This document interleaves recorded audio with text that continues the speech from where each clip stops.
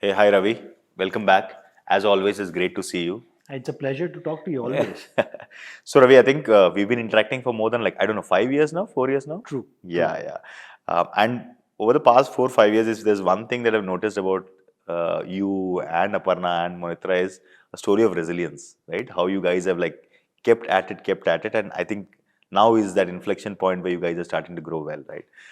Which is what we'd like all our audience to know that about that story, right? There are a lot of our audience are typically young entrepreneurs, people who are starting up, trying to figure out what the other journey is and look at other entrepreneurs. So we showcase a lot of entrepreneurs who have gone through that journey, so the next set of entrepreneurs can learn from that, right? Got So while I know you personally, I would love to hear from your version of where you came from. Are you from Hyderabad, local boy, or not? Where do you study? And let's start off from there. Would that be okay? Yes, absolutely, Anish. So, I was born and brought up in Bombay, Okay. uh, and but my parents are from here. My grandfather used to be, our staying in A.S. Rao Nagar Yeah, in the yeah, defense yeah, colony, yeah, yeah, and Hyderabad was my summer destination. yeah. So every summer I used to come here, spend about 1.5 months with him, and then go back. Got it. And I learned a lot from him, along the way. Nice. And from an education standpoint, I've done my bachelor's in electronics and telecommunications engineering. Then I did my master's in electrical engineering with a specific focus in Bachelor's from where, Ravi? bachelor's from University of Mumbai. There's a college called as Bharati Vidyapit College of Engineering. So Got I it. did from So there. huge shout out for all the Bharati Vidyapeeth from University of Absolutely, Mumbai. absolutely, absolutely. Yeah. So, in fact, when I was doing my engineering, I had done a final year project with ONGC, Got it. where they were transmitting satellite images over dial-up network lines, and Oh, it used to take a very long I time to know. transmit data at that time. So my job was there out there was to develop image compression routines Got it. where they can retain the critical data, but at the same time transmit the The same amount entire of data. data Yeah. in almost one fourth the time as what they were doing. Got it. So I had a phenomenal experience out there, and I fell in love with, say, signal processing. Yeah. That's an area that I wanted to spend more time in. So then I went to the US, did my master's in pattern recognition and neural networks, and I was fortunate enough to get work on a project where there's a National Science Foundation grant, Mm-hmm. and they wanted to transmit video over extremely small bandwidth channels. Got it. And given my prior experience It in, fit say, in perfectly into it that. fit very well out there. Got it. And when I was doing my thesis presentation, there was a scientist from NASA. Mm-hmm. He loved my work, and he Got it. was on the external committee to evaluate my work. Okay. And he had a company, and he wanted to transmit, ECG, ultrasound, and other biophysiological signals over extremely small bandwidth channels. Oh. So then I hopped over from my master's thesis into his company. I spent close to around 5 years out there.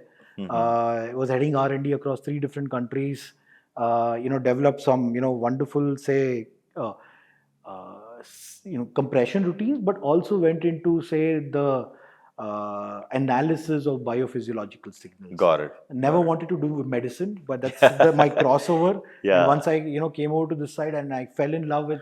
There's so much to do in medicine. I know. I So that know. was my first experience, and then spent about 5 years out there. Mm. Then what happened was I wanted to be an entrepreneur. The Mm. question was what? Mm. This was way back in 2008 or 8. Seems so long ago now, It's no? been a while. So then I Yeah. said that, can we do something in India, Mm. with a similar Mm. concept about, Mm. say, remote cardiac monitoring? Can we start something Mm. out here? Did a lot of market research. But then what I found was that, we have a massive population out here, and cardiovascular disease is the number one sort of, Mm. disease out here. Mm. But then from the tech that I was talking about, there were two barriers. One Okay. was mobile data networks were not so strong back Correct. then. Correct. And second is the way healthcare is practiced in India is very different from the Very way different from. healthcare is Yeah. practiced in the US. So here people pay out of pocket. There everything is reimbursed through Being insurance. insurance. So I said, okay, let's take a step back. Mm-hmm. Said, okay, what to do next? Then decided to do my B school. Mm-hmm. Applied to many universities. Got into Cornell. Cornell has this wonderful 1 year accelerated program with people with advanced degrees. Got it.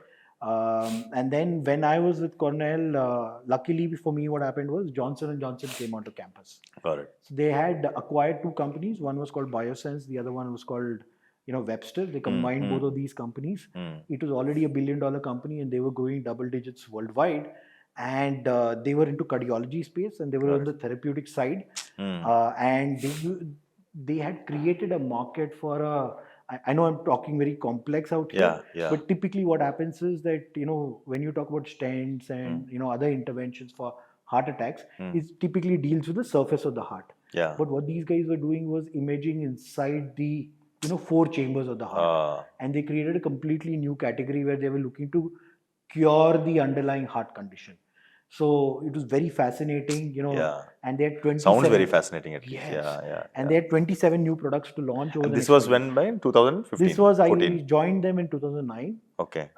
Then I spent about, say, 5 years with them. Okay. I spent, good amount of time in India, launched multiple products, then went to Australia, New Zealand, launched multiple products out there. Then, in fact, wanted me to stay back out there, but my calling was in India. I decided to move back to India. And at that point in time, So, मतलब पूरा backdrop ही वैसा है ना, मतलब you worked with compression, right? You worked with electronics, Correct. then you worked with the heart, Correct. and then you did launched products, right? Correct. So everything was building you up to become an entrepreneur sort of thing, no? Absolutely. And J&J as a company is a wonderful company. Okay. Because being in a multinational, working in medtech, how do you look at, say, various aspects of healthcare? How do you look at regulatory? How do you look at reimbursement? Yeah. How do you look at health economic arguments? And how do you work with, say, doctors, and within the doctors, how do you work with, say, people who can influence the future of healthcare? Yeah. So it was a wonderful experience, and like you rightly said, everything was sort of falling into space for me. So then what happened was, when I came back to India, I was, like I said, I was very close to my grandfather, and he was 92 years of age. He used to go to the temple every day. He used to walk 5 kilometers. One of the days when he was going to the temple and he was coming back, he fainted. Okay. So we thought maybe it's a neuro issue. So his speech was slurring. So, we took him to one of the multi-speciality hospitals out here. He was kept in the ICU for 3 days. Doctors came back and said it's not a brain problem. It's a heart problem. It's a heart problem. Got it. He changed some, medications, and the side effects of such medications was he was having some intermittent long pauses, and due to which, this was happening. The doctors changed the medication, but then, that was my trigger point, with my prior experience. So Can the we whole do of something in this space? Monitra comes from a personal space, Yes. Yeah, got it. Yeah. So that's the background in terms of, of my education, my, prior work experience, and how I decided. Everything was funneling down to Monitra sort of a thing. Correct. Yeah. Cool. So Monitra started in which year? 2018, is it? So we got incorporated in 2014, December. Okay. So that's another story. So I quit J&J, started, incorporated the company, but then they wanted me to stay back for some more time to help with the transition. Got it. So that 1 year became, say, 2.5, 3 years. So I was a consultant, and then I was looking at opportunities simultaneously. So effectively we started in, say, 2017 and 2018, that time frame. Got it. Correct. So tell us more about Monitra, right? So what does your product Upbeat, right? What does Upbeat do? What is the problem that you're trying to solve? And how is it affecting day-to-day people? So fundamentally, see, think of human body like a machine. Okay. So when machine has problems, right, it presents itself in the in a manner where at an early stage it will make, say, some sounds. It'll crank up. You'll see some smoke coming out. You'll see, like in a car, the कुछ तो indicators आते हैं. कुछ indicators आते हैं. तो वो indicators को healthcare में symptoms बोलते हैं. So you see some symptoms. Symptoms in healthcare are, say, at an early stage you'll have fever. You'll have, say, cough, cold. At a serious level when things go bad, right? It'll develop into, say, you'll feel dizziness. Okay. You may get chest pain in case of, say, the heart. And the worst case scenario, like when a machine conks off, right, it reboots itself. Same way in the human body, there's a rebooting mechanism. So you faint and you come back to life. Okay, so that is one of the worst symptoms that come through. It's called fainting as an episode, right? Now the biggest challenge in healthcare is you have symptoms. Okay, now the symptom like fainting, say can be caused because of the heart, it can be caused because of the brain, it can be caused because of diabetes. As a doctor, right? Doctor doesn't understand which organ is causing the problem. Correct. And correct. unless they know that which organ is creating the problem, the treatment cannot start. Okay. So fundamentally, you have symptoms. Okay. Now, when a person is presented with symptoms, all the tests are done after the symptoms Yeah. occur. Yeah. But what caused the symptom is actually before. Correct. So how do you pick up rich clinical, good information to help doctors understand what's going wrong with their patients is very, very important. So that's an area we decided to focus on, specifically in the area of cardiology. We focused on two symptoms: fainting, like the one that happened to my grandfather. And second one is basically, this is called gundedada or palpitation. Gabra Exactly. yeah. You feel your heart pounding, right? Yes. So if it happens at without doing anything, that's a problem. Yeah. So it's very challenging for, say, the healthcare system to understand what is the underlying problem. So that's what we were looking to solve at Monitra Health. Got it. But don't you think in India, right, unless something happens, people are very averse to reaching out for healthcare or reaching out to doctors and stuff like that, right? So if you're trying to do an intervention or engage with your user base before an incident, right, as a preemptive measure, do you think there are takers for that in India? Do you think the Indian mindset is like ready for that? So I think from what you've told, the psyche of not just Indian, but most of the people worldwide is not to go into intervention. In India, it becomes slightly more complicated, is because people pay out of pocket. Yeah. And people want to save money for their future generations. Okay, so they would tend to avoid, say, anything on the healthcare side unless it becomes really, really serious. So that's the consumer behavior that's there in this space. You can't change consumer behavior. Okay, fundamentally, that's something that. लेकिन अभी insurance तो आ रहा है ना? I mean, a lot of people are picking up insurance. They're opening up. They're warming up to the concept of insurance. Absolutely right. With disposable income coming in. Correct. I read the other day. I think in the last 8 years, the per capita income of average Indian has doubled. Correct. In purchase power parity. Correct.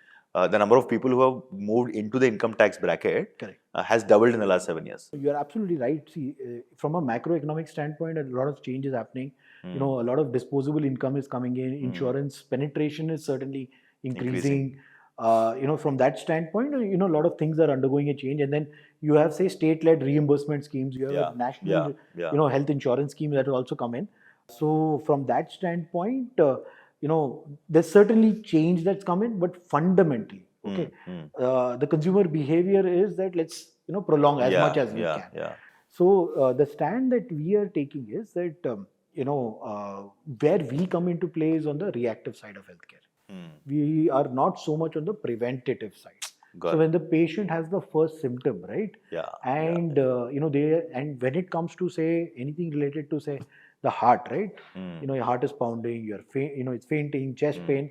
It's one of those conditions where patients typically take it very seriously. So what do? They typically go to the doctors. Okay. And then the doctors then want to understand what's the underlying problem once they have felt the first episode. Got it. So that's where we come into play. So from our go-to-market model, we're going to doctors and specifically those doctors where such patients come through. And that's where we are educating them that such a technology is available. It'll help you in terms of, say, better understanding what's going wrong with you. So how does a doctor intervene for me? If I'm a patient, right? Then how does a doctor intervene for me? He writes a prescription and then you put it on to me, and how does it work? What do you do? I mean, what happens when I put it on, and how do you monitor, and what is the kind of setup that you have to monitor? What are the advantages of putting that device on? So typically what happens is, so let's take, say, a case of, say, dizziness or fainting. Okay, patient has experienced that.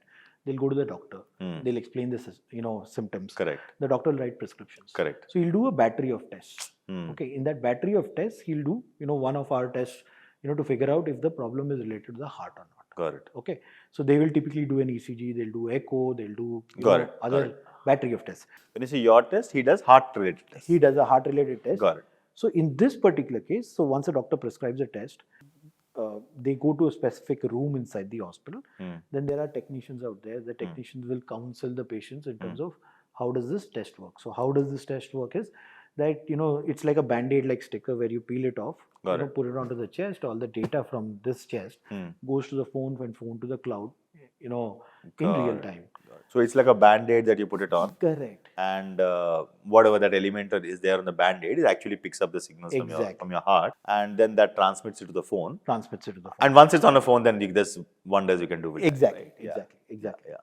Once it's on the phone, it goes onto the cloud, and then you guys keep monitoring from back end. How does that work? Yes. So we get the data in real time. So at this point in time, we use the real time data, fundamentally to understand what is the quality of the signals that we, receiving. Mm-hmm. So the biggest challenge in the space in which we operate is that, if you look at an ECG, right? ECG is taken when the patient is lying down. Correct. You don't stand and take an ECG. Why do you lie down? Because everything needs to be stable. Even slight movement will cause artifacts and noise in your signal, and that will affect the interpretation.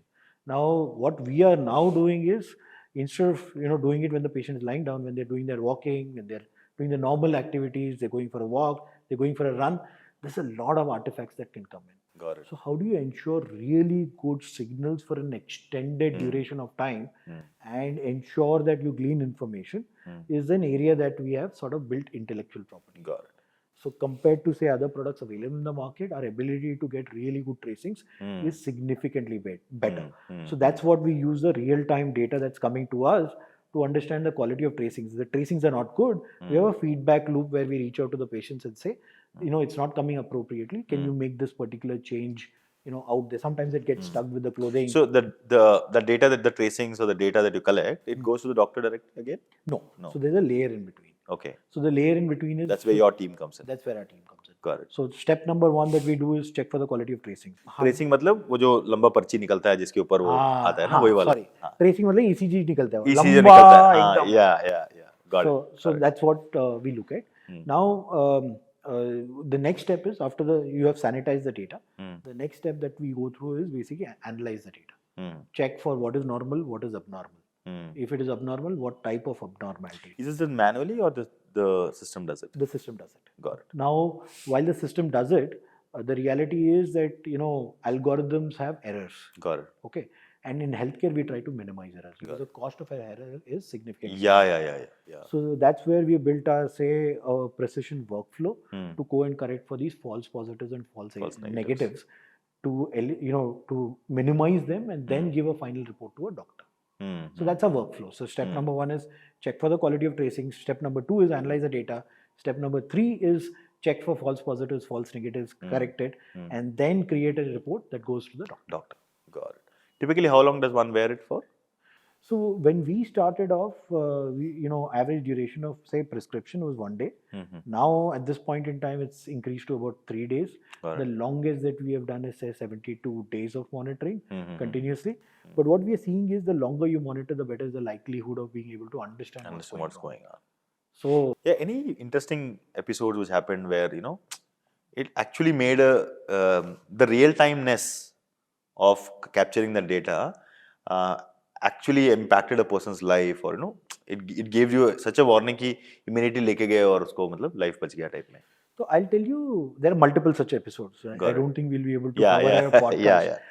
But it gives us a lot of joy and satisfaction that we are able to make an impact in patients, people's lives. At the end of the day, we're doing this business for predominantly, for such a impact, right? Yeah. Now there was a case, in which there was a 65-year-old lady who had traveled to Hyderabad, to take care of her daughter because her daughter's husband had passed away. Oh. Okay, so when she had come all the way from Kolkata, she apparently, when she used to get up in the night and she used to go to the bathroom, right? At that time, she used to faint. Dizziness, yeah. Okay. And they were quite baffled. So they went to one of the major hospitals out here.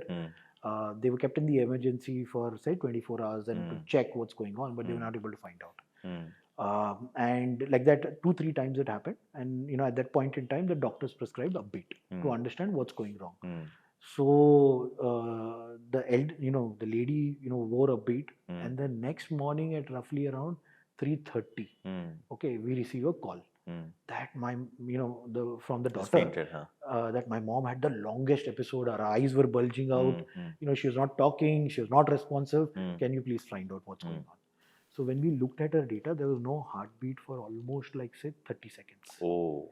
Okay, and this despite that the lady was having a pacemaker. The pacemaker is supposed to pace when the heart is Yes, not yes, beating. yes.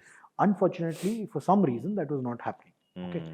Now, in such a situation, we alerted the doctor. Doctor called the patient in, and then realized what's the problem. When they looked at the data, he realized that there's something wrong with, say, around the pacemaker. When they have wires that touch a particular tissue, no, for some reason, in some cases, right, that wire gets broken. So there was a break in that lead, it's called, and he realized that, and then he fixed that Fixed it. very Yeah, immediately. yeah, yeah. And that's one instance where Yeah, we were able to make a significant impact to help yeah, the doctor yeah, understand yeah. what was causing it, and due to which they were able to intervene. Got it. Okay, so that's one instance. I'll give you another instance where, say, we have one of our world champions, okay, from India, who's won a lot of gold medals for us, and the world champion, was having episodes of palpitations. Okay, and this used to come and this used to trigger especially during semi-finals and finals matches. Oh, okay. So the world champion told us that I don't feel anything, but suddenly in the when I'm at my peak performance, it's as if someone is taking a hammer and hitting you like this, very very very very fast. Correct. And it's very unsettling. I'm not able to Yeah, concentrate yeah, on the yeah. The game, focus on the and game. my focus goes away. And thereafter, a couple of minutes it takes me to settle down. So went to multiple labs, multiple hospitals, but they were not able to identify what was the cause. It just so happened went to a facility where upbeat was available. Doctor said, "Why don't you try upbeat for a period Yeah, of 7 days?" yeah. We were able to identify the cause, especially during her peak performance when she was, say, practicing. But the athlete was also having silent events in the night, Oh, and those silent events were triggers. So we were able to identify that as well. So as a result of it, diagnosis was done. The athlete was given two options: an intervention in the form of a procedure or intervention in the form of a medication. Medication was taken, the episode subsided, went on to win multiple more medals for our country. तो पूरा Attention. Picture का story है यार ये तो. No, but it's amazing. I think you're right. I think I've heard a lot. I mean, this is something that we believe in at T-Hub, right? कि India में ना ability की कमी नहीं है. Correct. Right? You look at world leaders, you look at business leaders. I don't know. I think maybe 40-50% of them are Indians by birth. I think the next 10-15 years is going to be driven by innovation and entrepreneurship. Our ability to think new and our ability to build a business around it, to make a successful business around it, right? I think that is where the next 10 to 15 years are going to lie in India. And for the past 300-400 years, we've been trained to think as job seekers. Correct. Right? And now is the time that we have sort of identified our superpower as maybe job creators. Correct. And then starting that journey. And it's amazing that we in T-Hub believe that we are a creator of job creators. That is sort of our mission, right? So if you look at us like, are we an incubator? I don't think we are an incubator. I think we are in the business of nation building. And I think we would like to create as many job creators as possible. Using that as a segue, right? I think you've been engaged with T-Hub for almost 4 or 5 years now, Absolutely, approximately. yes. So how has that journey been, from the phase 1 to the phase 2 and along your journey, how has that journey been for you? I think it's been phenomenal. I think T-Hub has played a very a catalyst role, in our journey. There are multiple sort of things that we have received as being a part of the T-Hub ecosystem. One is, I think you had structured programs like Lab 32 and a couple of other areas. It helped us sort of, at a very early stage, look at various aspects of business and refine what are the areas that we want to, focus on. I think it brought some, direction and focus Structure on into structure the way you're into thinking, at the way least. you're thinking. That's number one. Number two is, I think T-Hub as an ecosystem is a great place to network. So we were able to meet, say, like-minded people. We were able to connect to, say, people who have been extremely successful. We've also been able to meet people who didn't make it. Yeah, But at the yeah. same time, there Their are a lot of learnings. learnings that come through Absolutely. along the journey. Yeah. Okay, so it's a great place to sort of network with varied type of people. And networking not just with your fellow entrepreneurs, but I think some of the biggest, say, names in the industry come over. You get to hear them, you get to understand what their thinking is. In some cases you're able to network with them as well. And thanks to T-Hub's programs, right? So some of the biggest, say, multinational medical device companies, pharmaceutical companies, have been able to come out here. We were able to network, we were able to pitch to them, and we were able to sort of understand, what are the areas that they're looking at, and they also, we were able to form networks, within those industries, which hopefully will translate into, things for us in terms of outcomes, Yeah. Down the line. The another area where, say, T-Hub has been, helpful for us is, it's an ecosystem where, say, from a life sciences standpoint is also very rich. So when I say rich, you have, research and innovation circle of Hyderabad. Yeah, literally rich. Literally rich, operating from T-Hub. Yeah. It's a great ecosystem that they've been able to build. And then we've been able to connect with a lot of people through, that ecosystem that's come through. And the TSIC is also out there. We were fortunate enough to, get some grants, for the innovation that we have done. We have filed for a couple of patents. A couple of patents have got granted. Got it. So, that's sort of an early ecosystem, did help us out. The another aspect of, say, T-Hub has been that our current CFO is from another startup. Things didn't work out. He joined over to us. We have another set of people who have been extremely successful, but we are able to cross-pollinate into our business. These are things that certainly T-Hub has been able to help us in our journey. So, what next for Monitra? And you guys have already raised a 1.5 mil round. What is next? Where does Monitra go from here? I mean, from a product perspective, and how does it go? I mean, as much as you can share, at least, of course, right? And the journey again. I mean, what are your future plans over the next maybe 2 to 3 years or so? So, from our objective standpoint, at a philosophical level, we are looking to reshape the future of healthcare. Yeah. And the way we want to do it is we want to be one of the number one companies, not just in India, but across the globe in terms of patient monitoring. So what do we mean? Today we are doing it for the heart. Okay. But fundamentally, we have understood what does it take to, say, acquire signals, analyze signals, and give out information in real time to shape healthcare delivery. So what we have done for the heart, we're looking to do for the brain, we're looking to do for high-risk pregnancy, we're looking to do it for, say, ICU monitoring. That's our ultimate vision. Any signal that comes onto the surface of the body, we should be in a position to pick it up, analyze, and shape healthcare delivery. Okay, now that's a journey of next 10 years for us. But from where we are, our next, say, 12-month goals, number one is to grow our business 6-fold within the next 12 months. So that's a revenue expansion. Got it. So how do we do that? We're looking at geographical expansion. Earlier we were located only in, say, Hyderabad. Yeah. So now we have already expanded to, say, south, west, and east. Yeah. So geographical expansion is what we're looking at. We are now looking at, say, getting regulatory approvals for international markets. So US FDA CE mark is what we're looking at. Once we get, then we get access to international markets. So that's the direction that we're looking at. Now, while we do that for our scaling up of our existing product, from an innovation standpoint, we're looking at a data platform that we're looking to build. And that data platform, essentially what we have done with our current sensor, should be in a position to accommodate, multiple other, say, devices, collect data and analyze and shape healthcare delivery. So there is one of the projects that I'm not in a position to disclose the name, but it's one of the leading heart hospitals across the world. So we're looking to use what we have built to integrate into an AI platform where they have already an AI model built using biomarkers to predict the risk of sudden cardiac death within hospitals itself. And the biggest challenge in, say, healthcare, is that the demand is very high, but the supply of specialists is very, very small. So we need to bridge that gap only through tech. And that's the direction that we are taking. How do you integrate, real-time data to refine such AI models to be in a better position to predict the risk of a major event happening? Before the major event, can you intervene early? Is the problem that we're looking to solve. Amazing, Ravi. I think, as always, it's amazing to talk to you. Get to learn a lot whenever I talk to you. So good luck on the product front, on the business model front, the geographical expansion front. I think good luck to Monitra. We're always there to help you in any case. No, thank you so much, Anish. Pleasure. Bye. Thanks.